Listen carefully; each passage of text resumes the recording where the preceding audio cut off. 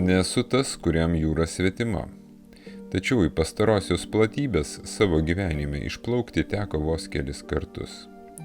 Visai kas kita stebėti jūrą nuo kranto. Čia ji kaskart kitokia, bet vis dar tokia pat artima. Tuo metu užvaldo troškimas atsidurti ten, kažkur už horizonto. Bet plaukiant nuo kranto visat apimdavo ilgesys. Tai ne baimė, nežinomybė, o tiesiog ilgesys savo gimtajam krantui, kurio tikrasis grožis atsiveria širdžiai, dėja tik tolstant nuo jo. Bet tai būna su daug kuo. Ir gimtųjų namų praradimas yra vienas iš dalykų, kuriuos tuo metu pradedi vertinti nuoširdžiai. Žinoma, pats laivo atsišvartavimo nuo kranto aktas tarsi simbolizuoja naujos pradžios etapą. Tiek jūrininko, tiek pačio laivo buvimas čia ir dabar išnyksta kažkur horizonto ūkanoje. Tačiau visai kas kita su laivais, kurie pasmerkti niekada neatsišvartuoti nuo betoninės ribos, skiriančios žemę ir vandenį. Nuo pastarųjų denio negali pažvelgti į gimtuosius namus su ilgesiu. Ir galiu tik spėti, jog jūrininkui toks laivas prilygsta kaliniui, kuris prirakintas grandinėmis prie grotomis dengto lango, priverstas žvelgti į mažo pasaulėlio skiautę, nušviestą saulės atspindžių, atsimušančių nuo raibuliuojančio vandens į jo denį. Vasilijus Petrovičius tuo metu, kai man išklojo šį pasakojimą, dar buvo jaunas jūreivis, kurio atmintyje išliko ilgesys būtent tokiam pasmerktam kalėti laivui. Įdomiausia šioje trumpoje istorijoje man pasirodė tai, jog jis, būdamas tolimųjų vandenynų klajūnas, taip įprasmino, net ne visai laivo, bereikšmę egzistenciją, jog šis dar vaikystėje patirtas nuotykis jį įkvėpė paskirti savo gyvenimą horizonto įžadams. Gal pagalvosite, jog laivo titulas tokiam plūduriuojančiam daiktui buvo per skambus. Juolab ir personalo dirbančio jūrininkais jis tikriausiai neturėjo. O kaip vėliau paaiškės, apskritai, tai buvo tik plūduriuojančios geldos palaikai. Tačiau vaiko akims tai buvo pats tikriausias plaukiantis laivas, kuris turėjo savo istoriją, kurios vingiai, beje, tapo pačiu prasčiausiu šio daikto likimu. Tačiau buvo geriausias atradimas šiam vaikui ir kelrodis link to, kuo jis turėjo tapti užaugęs.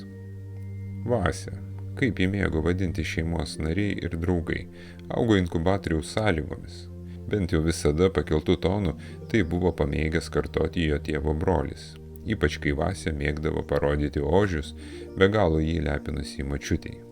Kuomet pastaroji visą dieną plušėjusi virtuvėje, sulaukdavo Vasilijaus Petrovičiaus skundų. Neįtikti anūkui galėjo bet kas, bet labiausiai vaikėzas mėgdavo krapštytis maiste ir visad rasdavo įvairiausių svetimkūnių, kurie iškart suspenduodavo visą maistą lėkštėje. Vasia tuo metu buvo tik ką pradėjęs lankyti mokyklą, o jo dėdė savo būdingoje pozoje, stebėdamas sūnėno garsiai reiškiamą nepasitenkinimą, virtuvės tarpduryje sukryžiuodamis rankomis ir nugarą atrėmęs į durų staktą, kaskart ištardavo savo motinai tuos pačius žodžius. Vasia augo inkubatoriaus sąlygomis. Ilgai nešite šitą naštą su savimi, jeigu nepasikeisite pati, mama. Bet motina neklausydavo tokių sūnaus priekaištų. Ji tik norėjo atsigriebti už prarastą laiką. Vis tikėjo, jog per mažai rūpinosi savo vaikais. Ir dabar, kai turi Vasią, tarsi įgijo galimybę pasitaisyti. Anūkas jai nebuvo akstinas grįžti į jaunystės dienas, kaip tai dažnai pasitaiko. Ji ir pati mokėjo susikurti savo jaunystę, tačiau ją slėgė kiti praeities šešėliai, kuriuos ją į galvą kadaise įkėlė tie patys pernelyg lepinti jos vaikai. Na, o ir ji pati vietoje emocinės brandos fetišo viską stengėsi kompensuoti perdėtų rūpesčių, kuris virsdavo paprasčiausių pataikavimų. Vasilijus Petrovičius tokį močiutės paveikslą taip pat perprato gan anksti ir mokėjo pasitelkti visas jos spalvas savo gėriui pamaloninti. Matyt, norėjo būti panašus į dėdę, kuris eidamas 40 niekaip negalėjo palikti gimtosios namų krantinės ir motinos Sijono. Žinoma, Vasiai buvo svarbus ir jo tėvas, kuris tuo metu dirbo taksistu ir buvo įsitraukęs į to meto azartinius žaidimus. Vasia pamena net kuriozinę situaciją, kuomet tėvas namo grįžo vėlai vakare ir labai susijaudinęs motinai priekaištavo, jog pastaroji visiškai netaupanti pinigų, jog jis dabar nežinas, kaip jam reikės išpirkti taksi automobilio plafoną, kurį paliko vyrams garaže kaip užstatą, pralošęs visai sėkmingą, turėjusią būti pokerio partiją. Vaikui tuomet atrodė, tokie saugusių rūpesčiai visai natūralūs ir su kuriais, kaip jis save tuomet tikino, ateityje galėsis pakankamai nesunkiai susidoroti. Tėvas kartkartėmis lošdavo kortomis ne tik garažų bendrijoje, kurioje vyrai rinkdavosi prie sargų būdelės, galėdami pabėgti su svarbia užduotimi nuo savo šeimų, bet ir rimtuose kavinėse, kur retai užsukdavo įstatymą saugantis draugovininkai. Tėvas dažniausiai dingdavo vakarais ir grįždavo vėlai naktį. Kartais Vasia gulėdamas lovoje girdėdavo, kaip jis tyliai virtuvės šviesoje prasiskverbiančioje pro uždarytų jo kambario durų slenksčio plyšį pasakodavo mamai prižadintai iš miego apie savo nuotykius alubaryje. O motina nedaug žodžiaudavo, bet mokėjo išklausyti tokius vyro žygdarbius. Vasia tuo metu jausdavosi labai laimingas. Jam nerūpėjo, ką kalba tėvas. Tačiau jis jautėsi saugus, juk vien jo buvimas namuose gražindavo jam saugumo jausmą. Tačiau vieną kartą tėvas grįžo sunerimęs labiau nei įprasta. Vasilijus Petrovičius pamena, kaip tuo metu jį patį sujaudino tėvo ištarti žodžiai, nors ir nieko doro iš tėvo monologo jis nesuprato. Jis tik prisimena, kaip tėvas tą kartą grįžęs namo, jau paryčiais ir įžengęs pro namų duris, dar nenusiavęs batų ir nepasikabinęs spintoje palto, gal tik staigiai nuo galvos sviedęs skrybelį į koridoriaus kampą ant grindų, pasitikusiai jį mamai pasakė: "Regata nuskendo." Tai nuskambėjo tarsi nuosprendis. Vaikas matė tėvo stiklinės akis žvelgiančias į motiną. Kas toji regata ir kas nuskendo, Vasia tuo metu negalėjo suprasti. Tačiau jam įsiminė, jog išgirdus tuos žodžius šiurpuliukai perėjo per visą jo kūną. Kiek įspūdžio tokiam mažam vaikui, kad šių žodžių įspaudos jo sąmonėje išliko visam gyvenimui. Dar įdomiau, jog likimas šį vaikėzą su regata suvedė po kelių metų. Tėvas tądien namuose neužtruko, nors dažniausiai jis miegodavo iki pusiaudienio. Tačiau šį kartą jis kažkur išskubėjo vos nusiprausęs ir kažką užkandęs virtuvėje. Namuose tvyrojo keista įtampa. Išėjus tėvui ir Vasiai likus namie su mama, jis iškart prisliūkino prie jos ir paklausė, kas yra toji regata ir kur jis girdėjo šį žodį anksčiau. Mama nesuteikė didelės reikšmės tokiam vaiko smalsumui, tačiau paaiškino, jog tėvas kartais žaidžia kortomis įvairiuose bufetuose. Tuo pačiu po ilgų pavakarojimų išvežiojo pastarųjų lankytojus po namus. Tad šį kartą jis žaidė regatoje, o tai yra mūsų augančio miestelio vienas iš simbolių. Be kostiumo ten neįleisdavo jokio vyro. Ten ir aš susipažinau su tavo tėvu. Atsidusdama pakreipė savo žvilgsnį pro langą kažkur į tolį motiną. Tai kas nutiko tam simboliui? Dar labiau sunerimęs paklausė Vasilijus. Sako, jog nuskendo per šiąnakt siautusią audrą. Bet kokia ten audra turėjo būti, jog nugramzdinti dugnan tokį griozdą aš neįsivaizduoju. Abejodama tęsė jį. Vasilijus su tėvais gyveno miesto pakraštyje, tik drėgnų pievų viduryje išaugusiuose betoninėse džiunglėse. Tai buvo niūri šlapio pilko betono realybė, įtvirtinusi savo gyvenimo taisyklės, kurios ilgainiui legitimavosi šių pilkų monolitinių celių gyventojų akise. Ten siautė nuolatiniai skersvėjai ir pro naujutėlėlius namų langus besiskverbiančios vėtros nuolat savo švilpesiu įvesdavo tarsi naujos gyvybės į kiekvieną iš šių džiunglių gyventojų urvelius. Net kuomet mama atsakingai paruošdavo langus žiemai, užkaišiojus juos vata ir apklijavusi lipnia popierinę juostą, vis tiek galėjai pajusti gamtos galią. ir akistatoje su skersvėjo vėtromis praleisti bemiegę naktį. Tačiau ši naktis regis buvo visai rami, jau tyliai savo ištarė Vasilijus Petrovičius. Kas galėjo nutikti? Atsakymo Vasilijus nesulaukė nei iš tėvų, nei aplinkinių turbūt iki pat nūdienos. Bet kaip ir minėjau, mane sudomino ne įvykio chronologija, o būtent tolimesni Petrovičiaus išgyvenimai susiję su šiuo atsitikimu. Po kelių metų, kai Vasiai buvo vos 9, po ilgos ligos mirė jo tėvas. Sunku pasakyti, kas labiau kėlė širdgėlą šiam vaikui. Ar tėvo išėjimas, ar ilgai judviejų su mama stebėta jo kelionė myriop, kuri galiausiai išvadavo šeimą nuo kančių. Vasilijus iki dabar negali pasakyti, o gal tiesiog pripažinti, jog ši mirtis buvo geriausia, kas tuo metu galėjo nutikti. Kaip kartojo jo dėdė, tas vaikas augo inkubatoriaus sąlygomis, tad iš namų išeidavo retai. Draugų taip pat turėjo nedaug, o ir tie keletas buvo ne kitokio auklėjimo scenarijaus. Tačiau mirus tėvui Vasilijus Petrovičiaus gyvenimas pasikeitė. Jis vis dažniau vėluodavo į pamokas, namų darbus taip pat atlikdavo tik formaliai, o mama retai priekaištaudavo už tokį sūnaus aplaidumą. Ką jau kalbėti apie rimtą pokalbį su berniuku, ar tikrą pagalbą sprendžiant vidinės jo problemas. Bet motina suprato, jog augina vyrą, bent jau norėjo, kad jis tokiu taptų. Tad ir vadeles atleisdavo vis stipriau. Jai atrodė, jog tai puikus sprendimas, jeigu jis pats mokysis atsakyti už savo veiksmų padarinius. Tad net į mokyklą žadindavo jį retai. O Vasė į šią įstaigą taip pat neskubėdavo. Juolab pačiai mamai teko dirbti daug, todėl jis greitai prato laiką namie leisti vienas. Mama skatino sūnų daugiau laiko praleisti kieme, susirasti naujų draugų. Juolab tais laikais betoninių pilkų džiunglių asfalto aikštelės buvo pilnas vaikėzų. Vasiai tokia draugija nebuvo miela, o ir kieminiai bendrauti su vaiku, kuris gyvena tame pačiame kieme, bet buvo praktiškai nematomas, neskubėdavo. Tačiau viena diena buvo kitokia nei daugelis Vasios laiko praleidimo spokstant į dangų iš daugiabučio balkono dienų. Tai buvo šiltas vasaros atostogų rytas.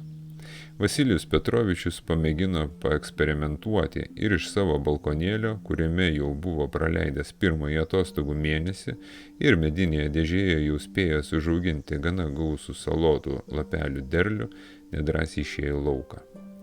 Regis buvo susigalvojęs kažkokią užduotį, bet jau negalėjo prisiminti kokią, nes matyt tai tik buvo pasiteisinimas pridengti baimei, kurią jausdavo būnąs ne namų aplinkoje. Žinoma, kaip ir kelis kartus iki tol, taip ir tą kartą jis toli nuo gimtosios laiptinės nepasitraukė. Skynė prinokusių pienių žiedus artimiausiame žolyne ir kažką jis raižė pritūpęs ant plytelių daugiabučio prieangyje. Kai tuo metu jam už nugaros pasigirdo negirdėto vaikėzo balsas. Ką čia darai, Vasia? Vasilijus Petrovičius labai nustebo, jog kažkas į jį kreipėsi vardu. Juk taip galėjo kreiptis tik vos keli pažįstami vaikai iš klasės ir artimieji, o čia nors ir įrėmintas kvadratiniais šešėliais, tačiau jam neaprėpiamai didelis kiemas. Vasilijus nedrąsiai atsigręžė atgal. Prieš save pamatė bernioką, ryškiais oranžiniais plaukais ir strazdanotų veidu. Regis ir tuo metu saulė švietė jam tiesiai ant tų strazdano, kurios tiesiog dauginosi Vasės akivaizdoje. Bent jau taip jam atrodė, nes kažkur buvo girdėjęs, jog būtent saulė taip apdovanojo vaikus, tad nuo to laiko pats stengėsi privengti šio gamtos reiškinio. Dar šis berniukas rankoje laikė seną odinį pavadėlį, o jo pakojose stovėjo nedidelis ir jo akivaizdžiai gerokai pagyvenęs, tamsiai rudos spalvos beveislis šuva. Smailiu snukučiu, kurį nieko nelaukdamas vaikas pristatė pirmiausiai. Tai Džekis, o aš Morė, Morisas. Išdidžiai išdėstė jis. Iš kur žinai mano vardą? Stodamasis nuo betoninės žemės paklausė Petrovičius. Aš tave pamenu, tu mano draugų klasiokas. Ir gal pameni pats. Dar aną vasarą buvai iškėlęs kažkokį lapelį savo namų balkone. Ten buvo ne lapelis, o vėliava. Aš dažnai jas gaminu ir klijuoju medinį kotą prie balkono sienos. Kad visi matytų, atsakė jam Vasilijus, vis labiau įgaudamas pasitikėjimą savimi. Čia tai geras. Tik tiek išlemeno berniokas ir nuėjęs tolimiau atsisėdo ant senais žaliais dažais suskirdijusio suoliuko. Vasė priejo arčiau. Tai ką tu čia veiki? Ką veiki šiame kieme? Smalsiai klausė Vasilijus, nors jo žvilgsnis buvo įbestas į šunį.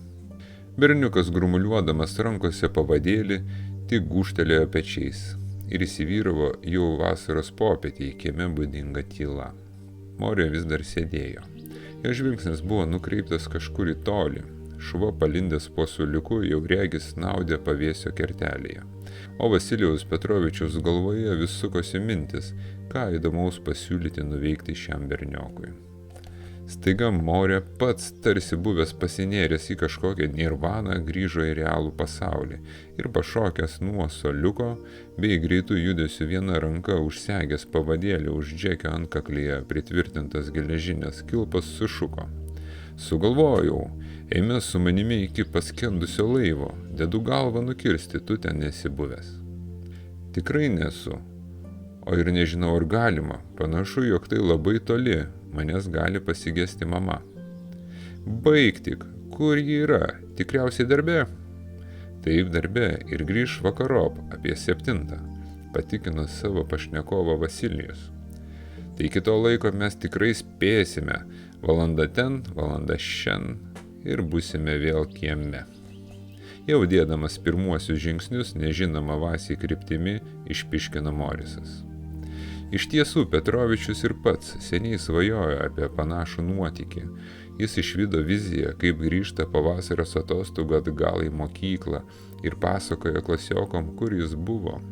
Jis norėjo pabuvoti ten, kur nėra buvęs nei vienas jo pažįstamas vaikėzas.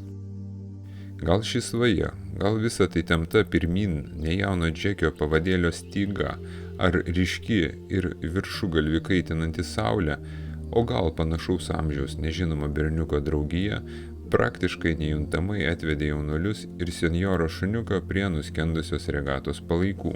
Tuo metu Vasė žinojo, kas yra toji regata, tačiau nebuvo tikras, ar tai būtent šis mamos pasakojimų laivas.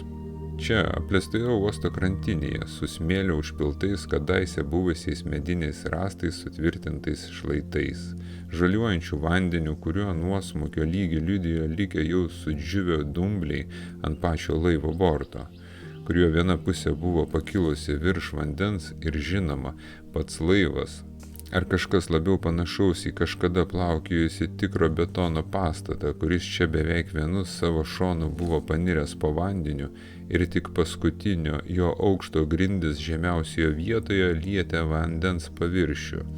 Berniukui kėlė siaubą.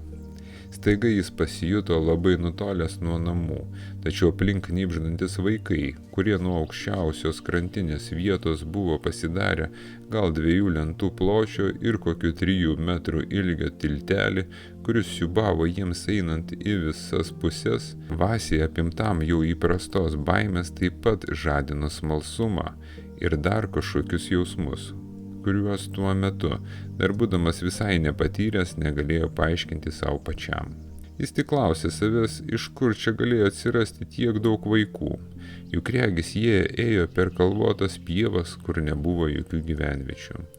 Jis stebėjo tą sambrūzdį. Visai maži vaikai lakstė krante, didesni jau buvo užsikeberioję ant pačio skenduolio viršaus ir vaikščiojo kadaise buvusio restorano stogo, kuris gana stačiu kampu leidosi žemyn į vandenį paviršiumi. Dabar jis matė, kaip tik ką šalia stovėjęs Morisas, pastvėręs savo šunį į glėbį, be jokių dvejonių perbėgo medinį lieptelį ir žaibo greičiu atsidūrė ant pasvirusio šono skenduolio denio. Vasilijus Petrovičius nebuvo toks drąsus ir būdamas vienas pats niekada neišdrįstų tokiam žingsniui, tačiau čia buvo jo gyvenimo nuotykis. O ir aplink lakstė mažesni už jį vaikai, kurie tai užbėgdavo per tas lentas ant laivo, tai vėl grįždavo į krantą. Juolab ir atgal, vienas jis grįžti nenorėjo, o gal ir kelio nerastų. Teko rizikuoti. Rizikuoti savo sveikatą ar net gyvybę, nes plaukti jis nemokėjo, bet nebuvo kelio atgal. Taip vėliau savo jausmus prisiminė Petrovičius. Jis priėjo prie lentų. Tada pamatė, jog vienas jų galas padėtas ant kranto buvo paslėptas smėlyje, o kitas tiesiog laisvai kybojo ant regatos denio kraštinės. Pradėjęs eiti, jis pajuto, jog lentos lenkėsi nuo jo svorio. Tada pamanė, jog geriau būtų eiti 4, ypač kai apačioje už gerų 2 metrų matai tik žaliuojantį vandenį. Morė pamatęs Vasę ragino jį paskubėti, o tuo pat metu garsiais šūksniais tą patį darė ir kiti vaikai, stovintys jam už nugaros, kurie neramiai vis trypčiojo ant to pačio lieptelio visai šalia jo. Tuo metu, kaip ir tada, kai Vasilijus pasakojo man šią istoriją, jis suprato, jog beveik viskas, ką jis gyvenime darė, visi jo neapgalvoti ir net labai apgalvoti poelgiai buvo atliekami ne dėl savęs, o dėl kitų. Tad ir tą kartą jis vėl nejučiomis atsidūrė ant pastato denio, pajautęs stiprų jo pakreipimą žemyn. Tuo metu, norint eiti laivo grindimis, jam reikėjo sutelkti jėgas kojose, tam, kad tiesiog nenusiridenti žemyn į vandenį, nugrimzdusio šono pusėn. Tačiau būtent šis laivo bortas, kuris buvo tarsi nubrėžta riba tarp sausumos ir nežinomo gylio vandens, atskirtas jau parūdijusio metalo turėklo linija, tuo metu tarnavo pačia gražiausia šio skenduolio dalimi. Nuo jos kraštinės buvo matomas uostas, kurį regata nuo krante stovinčių praeivių žvilgsnių dengė kitą savo pusę. Buvo matyti seni aukšti karinių laivų bortai, kurių siluetai atsispindėjo saulės nušviestame žaliuojančiame vandenyje. O ir pačio laivo dydį galėjai pajausti būtent iš šios vietos. Greičiausiai ten buvo šokio aikštelė, kurios suskirdijusio linoleumo grindis dabar kartkartėmis švelniai skalaudavo nuo praplaukiančių laivų pakylančias bangos. Būtent tą akimirką, kuomet Vasilijus stebėjo šiuos nuo vandens atsispindžių pagrindinėje laivo salėje šokančius saulės zuikučius, jo apdriskusių sienų fone, jį užplūdo prisiminimai. Prisiminimai apie tą ankstyvą rytą, kuomet grįžęs tėvas pranešė, jog regata nuskendo. Ir dabar, kuomet nebėra tėvo, jis stovi tos regatos denyje. Jis suprato, jog tai būtent šis laivas, būtent ši salė, kur įvyko pirmoji jo tėvų pažintis. Grįžęs namo jis neprasitarė motinai apie savo kelionę. Tačiau dar ne kartą užsiropždavo ant šio laivo denio, ateidavo vienas, be jokios palydos, bet jau nieko nebijojo. Gal kartkartėmis šliauždavo 4 per tą savadarbį trapą, tačiau čia galėjo pabūti išties vienas ir kartu pasinerti į praeitį, pasijausti esąs su šeima. Jis vaikščiodavo po tamsias ir apleistas regatos sales, pusiau nugrimzdusias po drumzlinu praeities vandeniu, ir prisiminimuose grįždavo į tas dienas, kuomet kiekvienas jo tėvo atodūsis atrodė lyg paskutinis, kuomet jis klūpantis ant kelių prie jo lovos ir padėjęs ranką ant jo plaukuotos krūtinės skaičiuodavo pastarosios pakilimus ir vaikiškai melsdamasis prašydavo Dievo, jog tai dar nebūtų paskutinis įkvėpis. Ir tuo pačiu per ašaromis išvagotas akis buvo matyti viltis, jog tai galinti būti pabaigos akimirka ir išsilaisvinimas, kurį savo protu jis vijo kuo toliau. Ir štai regata. Ji pradėjo skęsti ir tik tuo met Vasilijus ją atrado. Vėliau jau, kuomet ji buvo taip gerai neprieinama niekam kitam kaip tik Vasijai, jis galėjo pažvelgti į praėjusių dienų šešėlius. Iš šalies, į dienas praleistas kartu su tėvu. Pagaliau laivų kapinėse nuskendęs laivas, tai buvo paskutinis atsisveikinimas su tėvu, kuomet jis sugebėjo paleisti nuoskaudas užgniaužtas giliausioje savo širdies kertelėje. Juk tą laivą, kaip ir tėvą, jis artimiau pažino tik jam esant prieš mirtinėje būsenoje. Tik tuomet tėvas atrado laiko sūnui, tačiau šis plaukiojančio kadaise restorano pasinerimas į dumblų prisidengusią bedugnę buvo galutinis Vasilijaus atsisveikinimas ne su regata, o su tėvu. Ir svarbiausia savęs paties išlaisvinimas.